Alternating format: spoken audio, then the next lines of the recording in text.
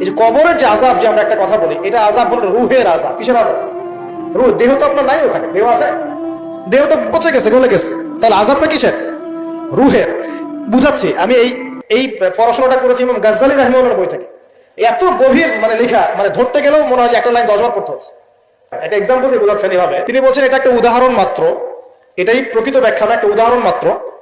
বোঝানোর চেষ্টা করছেন তিনি এভাবে যে আমরা যখন ঘুমাই, অনেকে ভালো স্বপ্ন দেখেন না? ভালো স্বপ্ন দেখে আপনার কাছে ভালো লাগছে, খুব মজা লাগছে না? স্বপ্নের মধ্যে আপনি কি ভালো ফিল করছেন? মাশাআল্লাহ, ভালো লাগছে, ঘুরছেন ফিরছেন খাচ্ছেন।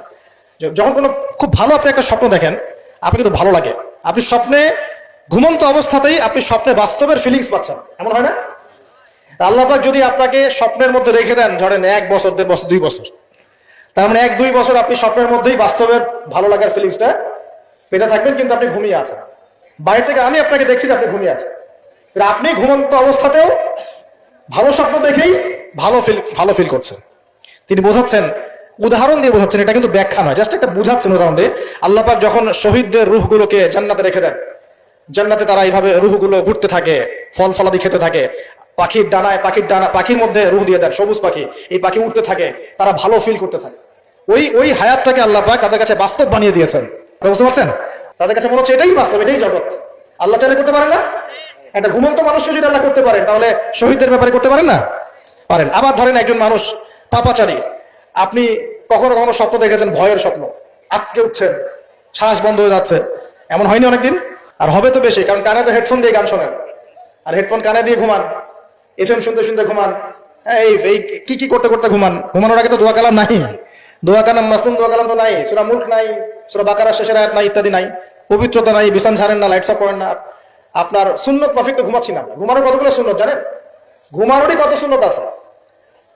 ইস্তেঞ্জা করতে হয়, অজু করে আসতে হয়, পারলে মেসওয়াক করে নেয়, বিছান ঝাড়তে হয়, বিসমিল্লাহ বলে লাইট অফ করতে হয়, দরজা খিল দিতে হয়, পাত্র যদি থাকে খাবার পাত্র, পানির পাত্র ঢেকে দিতে হয়, তারপরে পড়তে হয় বিছানায় গিয়ে আয়াতুল কুরসি, সূরা বাকারা শেষের 2-3টা আয়াত, সূরা ফালাক নাস ইখলাস, হাত একত্রিত করে ফু দিয়ে সারা গা মাসাহ করতে হয়। ডান কাত হয়ে আল্লাহুম্মা বিইসমিকা আমুতু ওয়া আহইয়া বলে এই যে 33 বার সুবহানাল্লাহ, 33 বার আলহামদুলিল্লাহ, 34 বার আল্লাহু আকবার পড়তে পড়তে ঘুমাতে হয়। কয়জন জানে? কয়জন ঘুমানোর সুন্নত? ঘুমানোর আগে এখন কানে হেডফোন, ব্লুটুথ, হাবি জাবি এইসব দিয়ে যুবকরা ঘুমাচ্ছে। প্রতিটা কাজ নবীর সুন্নত মতো করার চেষ্টা করবো, আল্লাহ পাক তৌফিক দান করুন। এই যে 9 নম্বর ওয়াদা করেন, জীবনের প্রতিটা কাজ নবীর সুন্নাহ মতো করবেন। রাজি আছেন ইনশাআল্লাহ? একদম চেহারা থেকে শুরু হবে, চুল দাড়ি পোশাক আশাক থেকে শুরু হবে, আল্লাহ পাক যত উপরে নিয়ে যাবেন, আপনি যেখানেই যান নবীর সুন্নত বাস্তবায়ন করবেন ইনশাআল্লাহ। আল্লাহ পাক তৌফিক ইনায়াত করুন, বলি আমিন।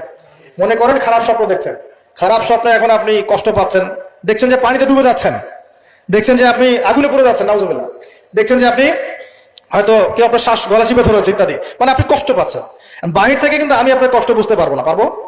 আপনি ঘুমিয়ে আছেন, ঘুমিয়ে আপনি কষ্ট পাচ্ছেন।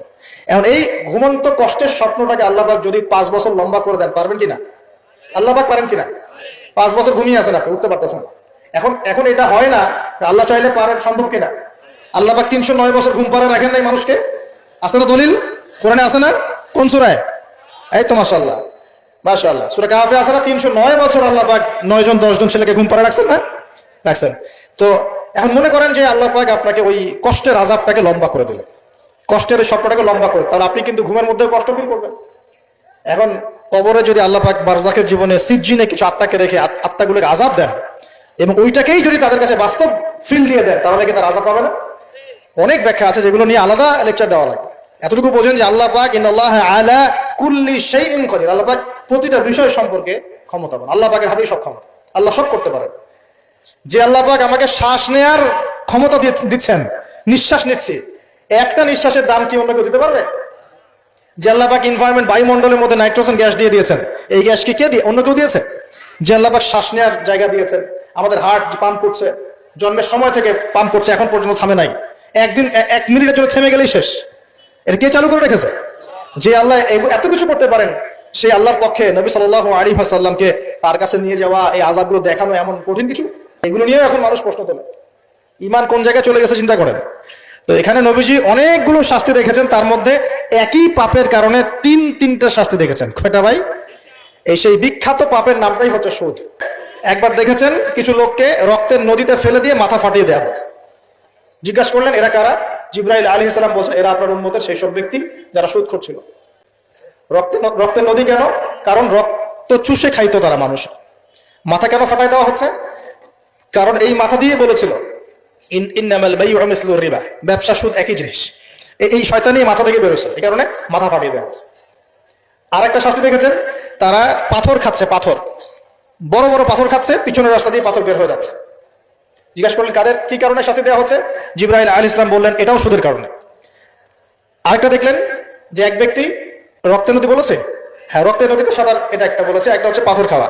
আরো একটা শাস্তি দেখেছেন নবী সাল্লাল্লাহু আলাইহি ওয়াসাল্লাম, এটাও সুদের কারণে, এই মুহূর্তে বলে গেছেন। তিনটে পাপ না, ও মনে পড়েছে, শুকরিয়া আল্লাহ, শুকরিয়া। 3 নাম্বারটা দেখেছেন তিনি যে কিছু মানুষ শুয়ে আছে আর এই পেটটা, এই বাড়ি, আমাদের বাড়ি যেমন উঁচু, বাড়ির মতো উঁচু হয়ে আছে পেটটা, আর পেটের ভিতরে অজগরের মতো বড় বড় সাপ কিলবিল কিলবিল করছে। এই 3টা শাস্তি তিনি দেখেছেন। দেখে জিবরাইল আলাইহিস সালামকে বলছেন এই 3টা শাস্তি কি কারণে? 3টার ক্ষেত্রেই জিবরাইল আলাইহিস সালাম বলেছেন সুদের কারণে, সুদের কারণে, সুদের কারণে। আল্লাহ পাক আমাদেরকে হেফাজত করুন বলি আমি। 10 নাম্বার নিয়াত, আমরা সবাই হালাল খাওয়ার চেষ্টা করবো ইনশাআল্লাহ। আমরা হারামের দিকে যাবো না ইনশাআল্লাহ। হালাল রিজিক আল্লাহ যতটুকু দিবেন এতটুকুতে সন্তুষ্ট থাকবো ইনশাআল্লাহ। এবং যদি আমি সামর্থ্যবান হই, ধনী হতে আল্লাহ পাক নিষেধ করেন নাই, ধনী হতে আল্লাহ নিষেধ করেন নাই, ব্যবসা করতে নিষেধ করেন নাই, ধন সম্পদ আল্লাহ পাক অর্জন করতেও নিষেধ করেন নাই, কিন্তু দুনিয়ার পূজা করতে আল্লাহ নিষেধ করেছে, দুনিয়ার মোহে ডুবে যেতে আল্লাহ নিষেধ করেছে।